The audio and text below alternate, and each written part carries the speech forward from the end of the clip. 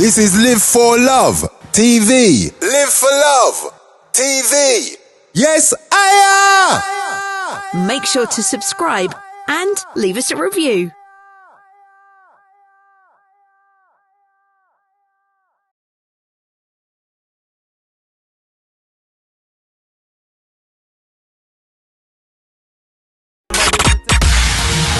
This is Live for Love TV. Live for Love TV.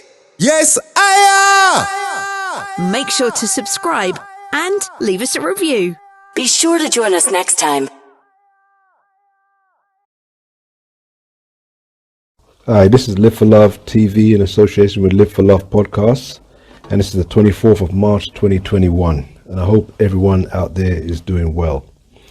Today we're going to talk a little bit about American history, and we've decided to go back to a certain period in history after the Native Americans were basically conquered and put in reservations. We're talking about after this post this period. So what we're looking for is two of the most important people in American history, two of the most important men, shall I be precise, in American history. And I'm going to pick one from the black race and one from the white race, one from the African American race, one from the Euro-American race. And I think, if I give you a minute to think who you think is the most important person in those two groups to you, give you a second to think about that. But I'm going to throw some names out here from the Negro black race of America, born in America people. We have Frederick Douglass, we have Booker T. Washington, we have Martin Luther King, we have Malcolm X. These are a few names that I'm sure will come up in people's thinking. And if we go over to the European side, we have people like George Washington, the founder of present-day America, Abraham Lincoln, Thomas Jefferson, Franklin D. Roosevelt, John F. Kennedy. Now, this is some of the people that you may have had on your radar, and that's nothing wrong with that. That's okay. That's everyone's view. It's all a difference of perspective. But I'm going to enter two different names into the history books here on Live for Love. And I'm going to go over to two men that were actually born on the same year. And to me, I find these two men intriguing, and I find them to be, in my understanding of American history, two of the most important people to date in America. And they're born in the same year, and that year happens to be 1800. So, that's a little bit before any of the names that I mentioned. And, well, maybe not Frederick Douglass, but most of the other names I mentioned, that's way before. So we're going to start with a young man. His name was Nat Turner, Nathaniel Turner. He's on the black side, the African American side. And he was born in 1800, and he was born into slavery.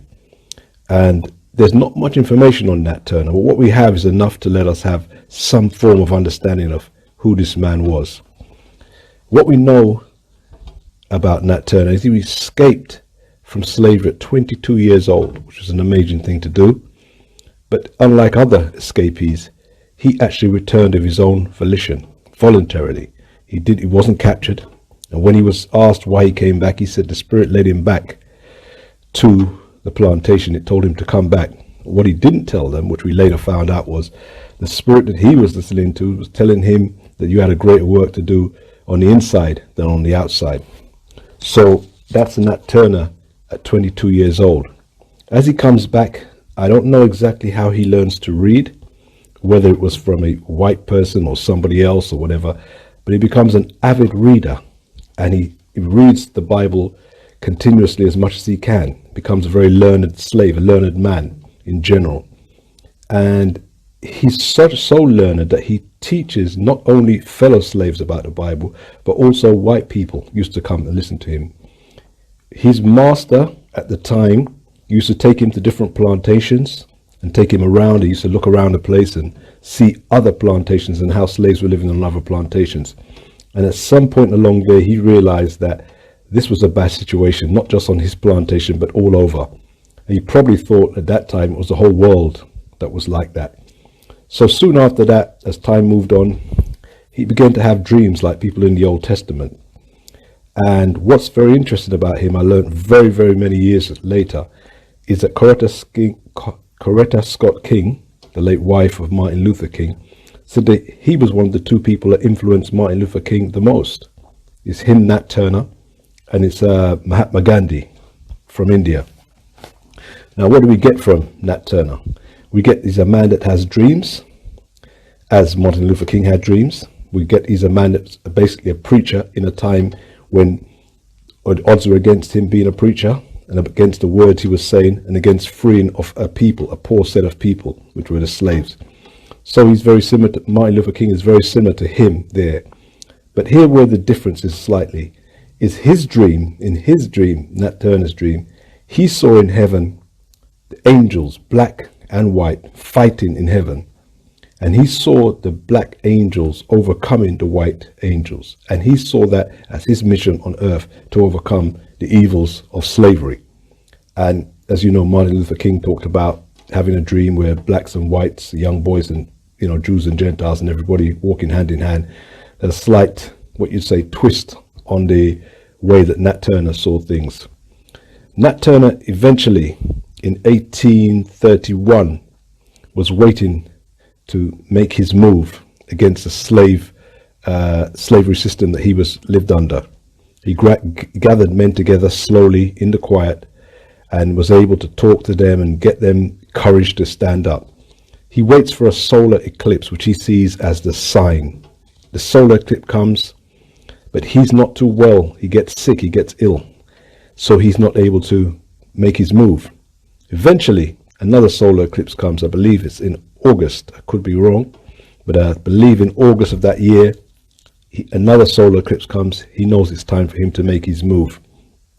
So he decides to get up, and with his own plantation, he slays all the slave masters and their family in that house. He goes on from plantation to plantation, and that is in, what I didn't say, that's in Virginia, which is the biggest slave state at the time. And it's in Southampton, Virginia. He goes from plantation to plantation, taking out as many of the slave masters and slave families as he could. Eventually, he's captured. His men start to dwindle. They become drunk.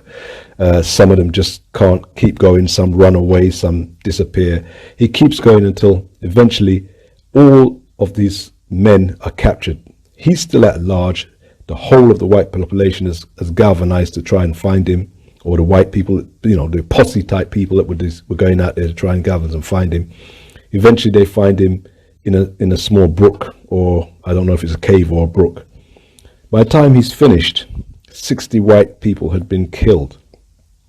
He's taken into captivity, and eventually he is hanged.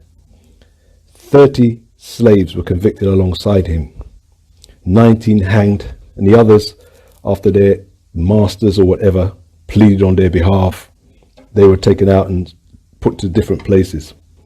In the rebellion, the aftermath by the whites in Virginia, 200 innocent slaves were killed in retaliation. I mean, this is to show you people who they knew had nothing to do with the uprising were killed in retaliation.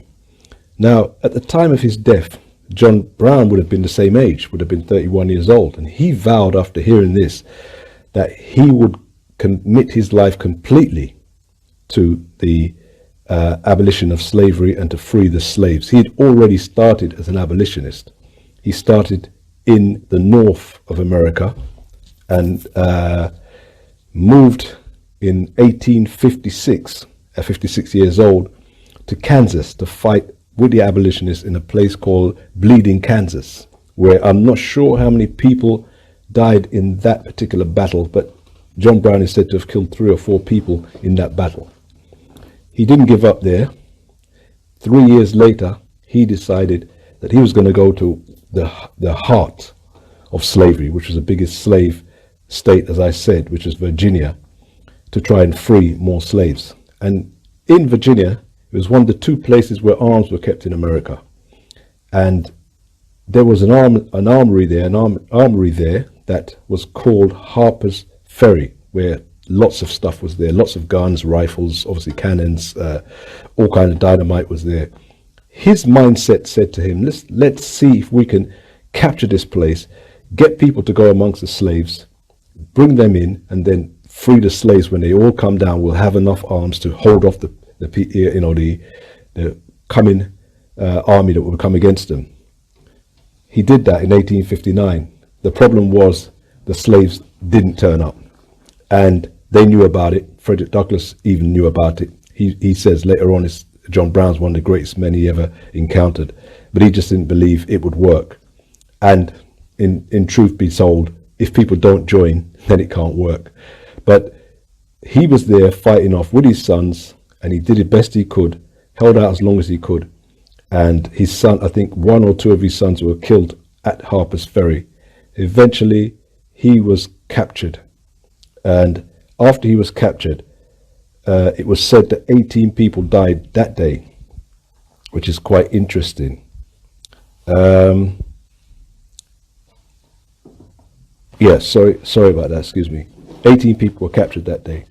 Now, John Brown, just as Nat Turner, goes on to be hanged. He's a white man, but we have more information about him. We have more things that he said, more speeches that he made.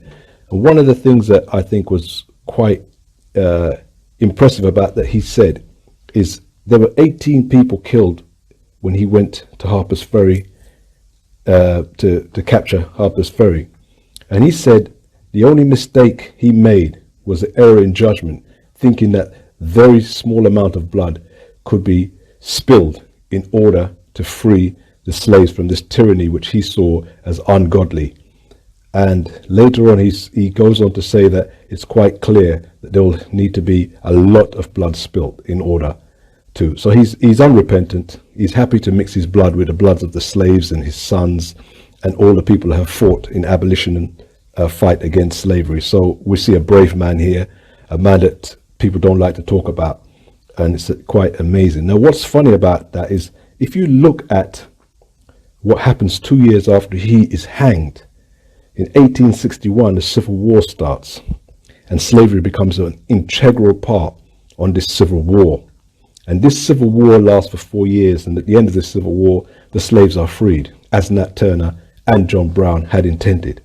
But what happens in those 4 years? It's now estimated that 750,000 people died.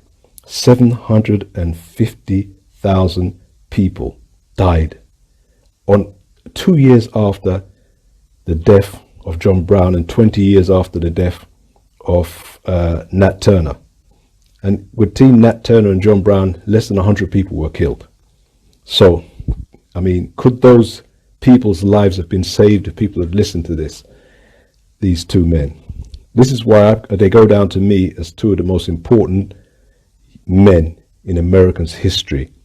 And you have people, especially those descendants of the slavers, the slave owners and people such as that in America, who say, well, you can't use violence to get your ends and bloodshed. It's an amazing statement, since they use violence and bloodshed to actually gain that country from the Native Americans. Violence and bloodshed throughout the Second, the First World War, the Boer Wars, all the wars in Europe, the American-Mexican War. I mean, nothing has been achieved on this planet by the very same people who claim you can't use violence that was not violent and bloodshed was not spilled.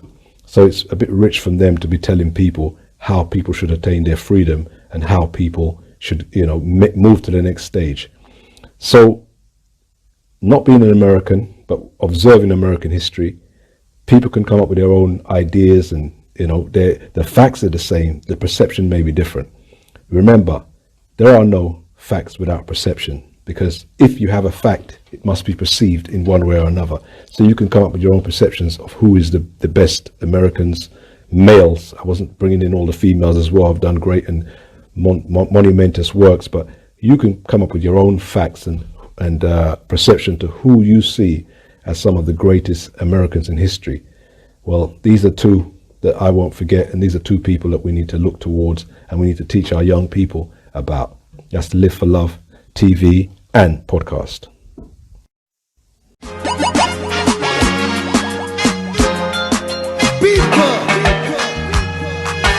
One step more. One step more. One step more.